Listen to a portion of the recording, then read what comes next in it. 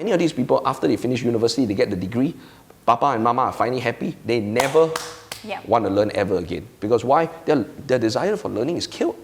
And my greatest challenge is I constantly love to learn because at least I drop out, so I don't care about degree learning. I care about constantly improving. Yeah, like a real life learning.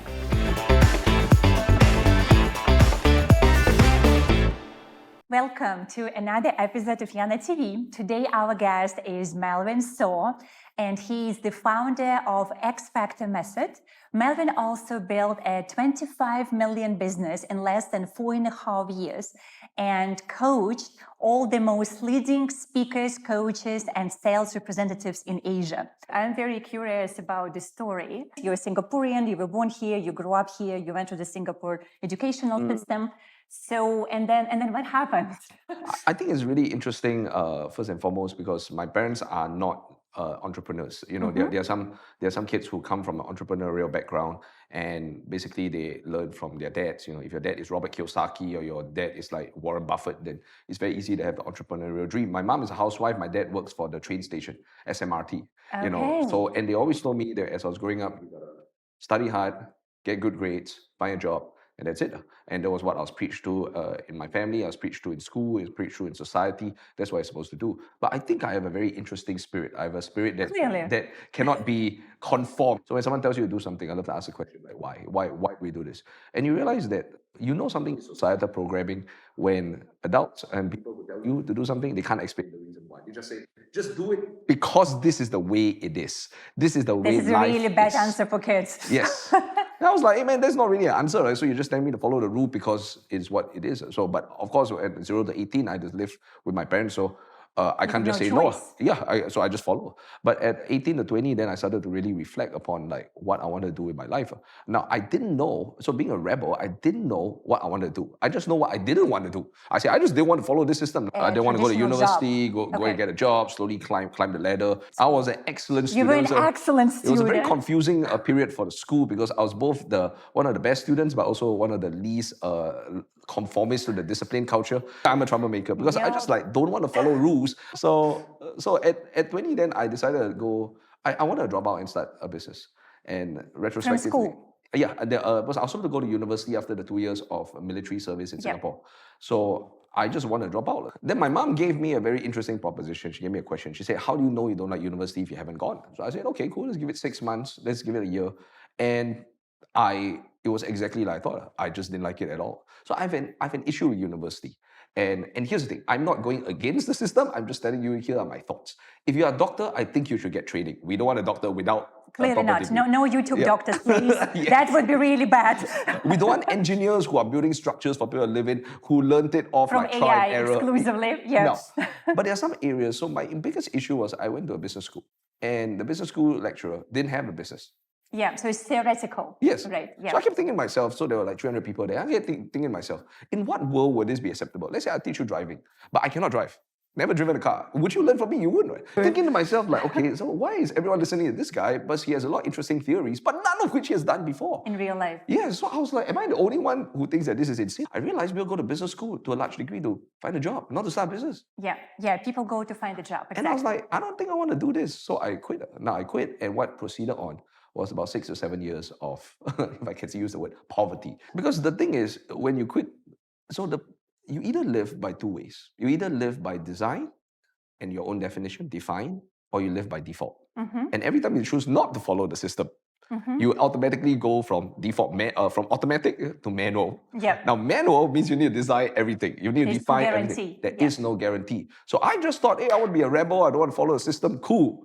Then go and build it on your own now. And I was like, oh, so I need skills, I need money, I need people. I don't know what the hell I'm doing. I just came from the school system. I didn't have contacts. I didn't know how to build a business. I didn't have skills that people would monetize and like would pay me for. And I just didn't even know which business to do because business is so many areas. So business actually comes from first not market awareness, but self-awareness. Yeah. It's like, what are your skills? Where do you want to have interest in? Where are your talents are? And I had no idea, but I just came from the school system where they asked me to memorize a bunch of information and take exams. And so it was about $800 a month. for 6 or 7 years, one meal a day. Had a funny conversation once with a Muslim taxi driver during Ramadan. He said, "Hey man, I'm fasting." I said, "Oh no, I'm starving." It seems like we're both the same. I said, "What's the difference between starving and fasting?" Fasting is when you choose to. Starving is when you want to eat but you got no money. But you know So money, I was starving and I didn't know what industry to go to. I chosen to come out on my own. Yeah. I couldn't go back to school You're now. also very young. Yes. I mean, right? I mean, yeah. And there wasn't a lot of examples around where I could learn from. And it was just literally, this is what I'll compare it to. Imagine right now, this entire place is all dark. Yeah. And I'm just grasping in the dark. And I don't know what the heck I'm finding. I don't know where the switch is. I don't know if I'll ever find the switch. I don't know how big this room is. And it's just like one day turn into a week, turn into a month, turn into a year. It just compounds and it's a very lost feeling. And it's like you're stuck at sea. There's no ship left. And you're like, how long will this be? Lord knows. So what was the turning point when either you or someone else actually turned on the light in your room and you saw? Sometimes if you're in a complete dark room, you only need one light. Because the moment you have one light, you can see. Yes, so what was your light? So my light, and this is why every time I share my story, it's kind of interesting these days. There are a lot of young people that look up to me. And somehow I tell them how difficult. I always tell them how difficult it is to quit school and why they should really think before that. But somehow they miss this part and they quit school and let me know. I was like, do you hear the story? It's hard. I found a mentor, and I think it's really critical. And therefore, when I coach young people today, I always say, if you ask me, right, you want to quit school, that's cool, but only do it, right, if you have a mentor or you're willing to be an apprentice, which means you're going to work under someone who's really, really talented. So you don't want a business school professor who has no business, that's fine. Go and find somebody you look up to, respect, and say, can I work for you, either for free or can I work for you? I'll just do anything and learn and absorb. So I found a mentor. So doing so is an apprentice. So he or she was your guiding light? Yes, because the moment I found a person who had done it before, the person cleared up a lot of cobwebs for me, limiting beliefs, showed me the light, and all of a sudden, I'm intelligent enough to figure out the pieces. I'm like, oh, so this is the way it's done. So one thing leads to another. It's like a domino effect. Then when you figure one thing out, you figure the second, the third, the fourth, the fifth, then it gets a lot easier. So I made more money in the 2 years after I found a mentor than I made in the first 7 years. Well, that's a lot about the mentor mentorship in general. I mean, I'm a big supporter learning from the best. I mean, I think it just shortens your learning curve. It's exactly what you said. Yeah. How did you find the niche? Like specifically because what you said, right? You had no clue, you were not sure about your talents and your skills and what is it you want to do. Like how do you specialize specifically in what you're doing right now? I think the most important thing is people are always obsessed with finding business success. But business success is a connection to self-understanding and self-awareness first. Yes. So the one thing my mentor helped me understand was not chasing different areas of business. Because you can make money in doing everything. You can make money selling chicken rice. But the key is, are you supposed to be that person to do that particular thing? And sometimes we don't understand. We look at somebody else. So how do you know? Yeah, so you got to look within. And I started to look within and ask myself, where are my skills? Where are my passions? What have I been always interested in? What are my weaknesses also? So, for example, I'm not very good with logistics. I should probably You are not very good. I'm not good with logistics, so I probably should not start a logistics company. But I'm really good at selling, really good at sharing, educating. So I started to move and realize, hey, this is the path that I'm talented in. The same amount of time, I'm going to be really impactful in this area and really lousy in this area. And more, as I started to grow in self-awareness, I started to move towards the areas of my strength. If I go in the areas of my skills, I now have a lot of value because I got intelligence, I'm passion, I got talents, etc. And I got a lot of value to give. And when people have a lot of value, they see me giving, they say, hey, you know what, that's worth a lot of money. They give me that. But if I go in an area where I'm weak at, I just have no value to give. And people are like, no, you suck. You should get out. So I think that is where it begins. Where is your greatest value? Where's your greatest talents, your strengths, your passions? And that self-awareness is really critical. I wished I spent the first 6 to 7 years discovering that. But I didn't, so at least this guy helped me. And I know also, at least what I heard, that you have a business partner, right? So then you employ someone who compensates your weaknesses. You decided to go with the business partnership. So you have a partner who probably more logistically strong. So that you do all the other things. And it's also interesting choice to have or not to have business partner and all the pros and cons around it. So what is your experience working with someone else? In my experience, I would find that if a person is a solopreneur, their success is going to be limited. They're going to be stressed out, and is just really, really challenging. The reason is because every person has strengths and weaknesses. And if you're a solopreneur, you have less time to amplify your strengths and you spend all your time working on your weaknesses. And so a solopreneur is a person who, in my opinion, spends very little time amplifying strength, all the time making up for the weakness and still suck at it. And so when you find a team member and you find a partner, you want to find someone that believes in the same thing as you, but is complementary. So it's similar yet different. So it's not entirely different. But if you find a person that's entirely different, you want to go east, the other person wants to go west, then you're just going to have conflict. But some people find their best friend to be a business partner. Now, both of you want to go east, both of you like the same thing, but both of you do the same thing also. So one of you is irrelevant. So what you want to do is very interesting. You want to find someone who's similar, yet complementarily different. So same but different. Yes, we all want to win a trophy, but you play attack, I play defense. Yeah. And we have that understanding and chemistry. If you find that, that's brilliant. So that's a partner. But a partner is not a team also. You also want to have a team. A team exists, right, to complement your weaknesses and allow you to take care of everything else. So all you need to do, right, is do what you're amazing at. And that should be the way to think about team members. You don't want people who are yes men. You don't want people who are political. You don't want people who are all of these things. You want people to be independently okay to take care of every single thing at the best of their ability so that all that remains for you to do is only and precisely and solely what you're good at. And if that happens, right, you're just like, oh my God, so every day I just wake up and do my strength. I don't have to take care of everything else. Yes. Oh my God, this company will fly. Yes. I love that. This year is traveling around, largely Asia, right? I think it was most of the country in Asia, and you taught and worked in many countries. Yeah. So can we just name a few? Like what would be? I've gone all the way to the US, UK, other parts of Europe, not that much, but virtually every part of Asia also. I've just done events in every single part of Asia. And also Australia and New Zealand, which I'm traveling to next month. So if I may ask, as a person with Asian origins, who has been going and working in the West and at the same time working in Asia, are there any differences? Yeah, this is my favorite topic. So when I travel to the West, so it's very interesting. So there are two kinds of Asian people. There's Asian American and there's Asian Asian. Asian people very rarely think of spreading their business over to the West. I put it down, I call it reverse discrimination. It's not when people discriminate you, it's you discriminate yourself. You automatically think, no, they won't like me, I cannot go there, there are more talented people there, etc. So you don't even try. You know, it's kind of Which is really not good, so please try at least. Yeah, it comes from a very interesting low self-esteem place, which it could be an overconsumption of Western culture, etc. But what I realized... Which is my favorite subject, overconsumption of Western culture.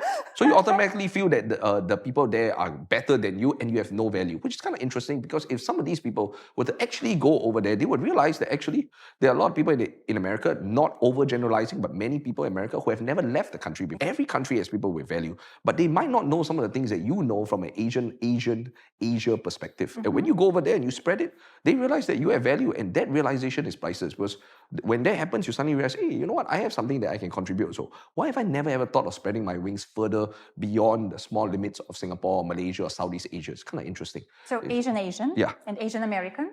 Asian American, I think it's a separate topic by itself because Asian American, they like to talk about discrimination, etc. I'm quite sure times for them over there are really challenging also. But I want to talk about what I notice as a difference. I notice that Asian people have a lot of value, but very rarely advertise it. American people, some have value, some maybe not as much, but they do one thing for sure. Fantastic at amplifying. We get what we believe we have. I might say, hey, this American fella might not have as much value as this Asian fella, but he for sure knows how to advertise it, ask for it, communicate it, and so he's going to get a lot more opportunities than the Asian fella who might have more value, but doesn't share and speak about it. So at the end of the day, I think it needs to be a combination of intrinsic value, which means you have something within yourself, substance, and the ability to have extrinsic value, the ability to know how to communicate, express, and negotiate and ask for it. If you have both, then it's fantastic. If you have one or the other, let's say you're very good at talking, but you have no substance, then you'll be found out. There's a problem. But if you have a lot of substance, but you don't talk about it, then you will never get any clients. Everyone just like ignores you because you choose to ignore yourself. You know, so I find it really interesting in both parts of the world. I put it down to the fact that in America, individuality is their core value. You got to showcase yourself. In Asia, which has plus and minus. Which has plus and minus. Right? Everyone's always wanting to be special and unique and talk louder. There's no group dynamic. No one supports each other. Yes. But here we have humility. And just fitting in is the core value. So nobody wants to come out there and say, you know how great I am.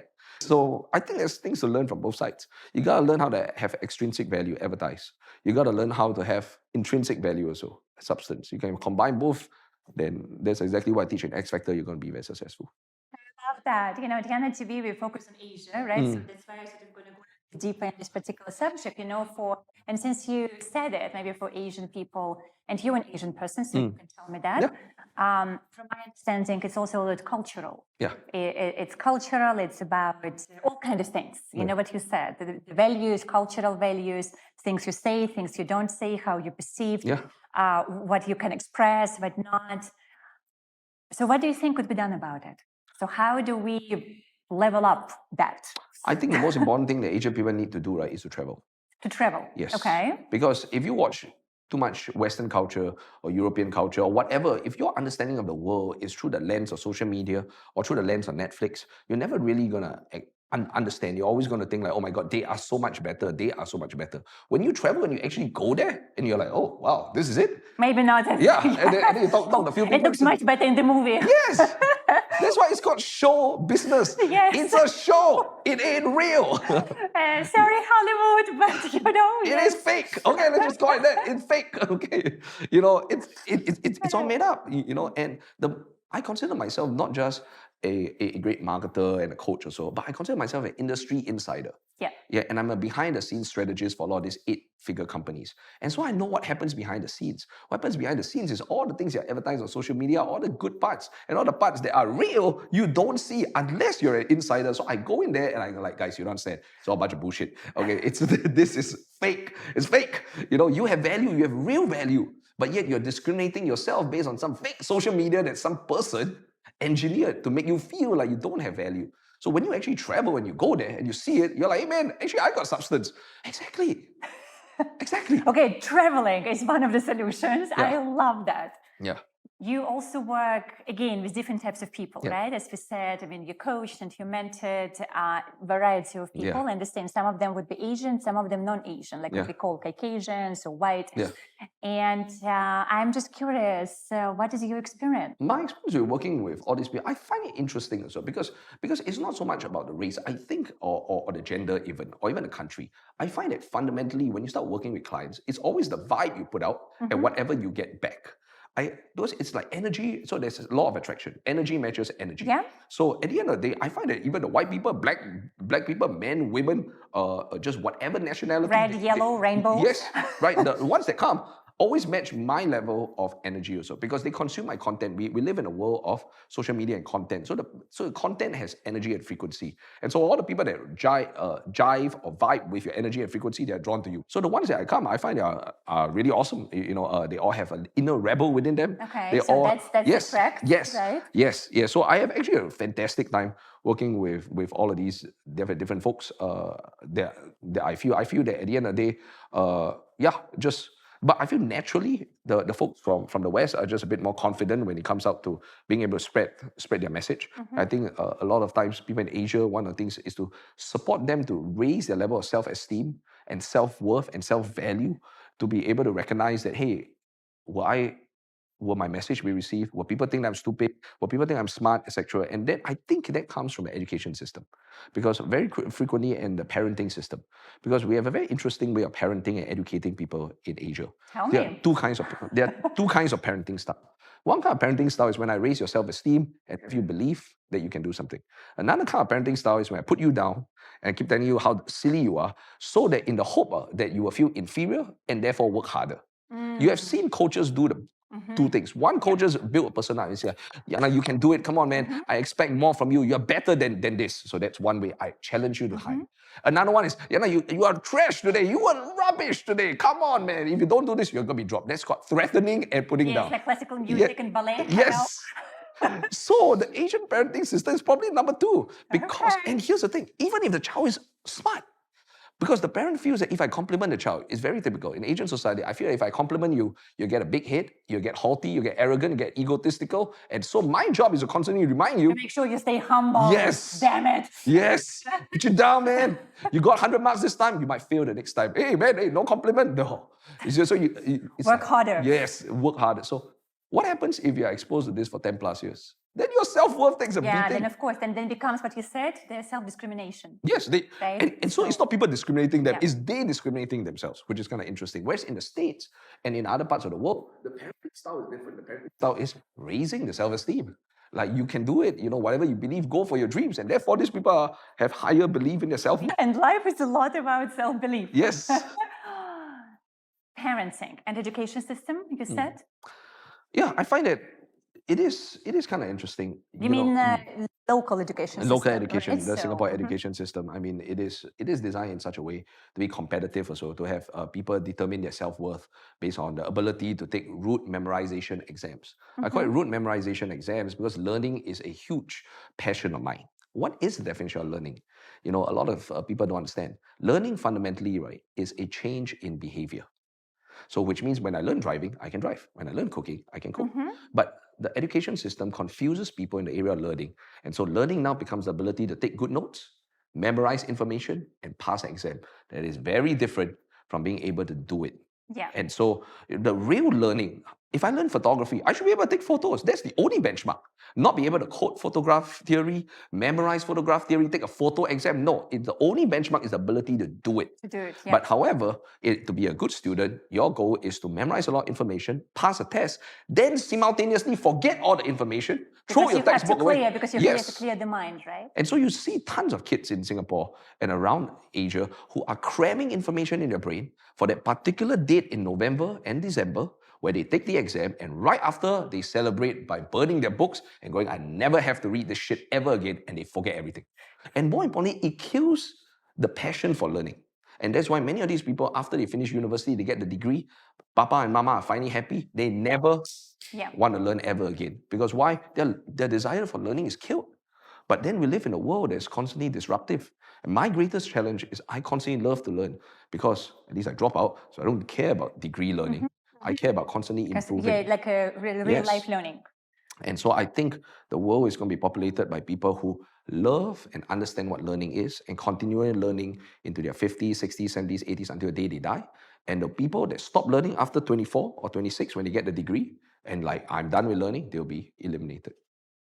The final question for today.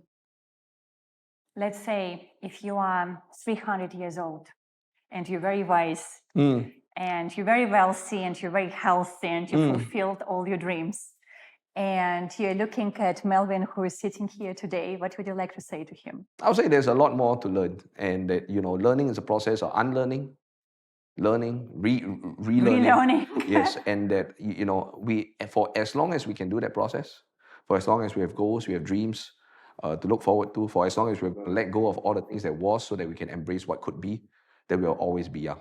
And I hope I continue doing that process all the way to my final days.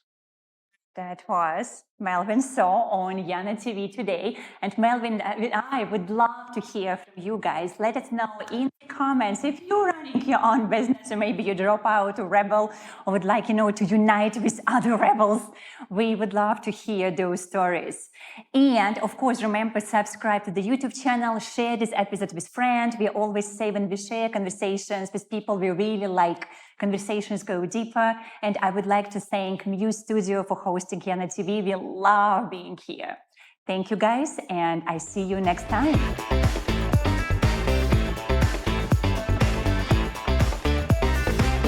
I'm impressed, first of all. You look very young and innocent, Melvin. Oh, thank you. I love it.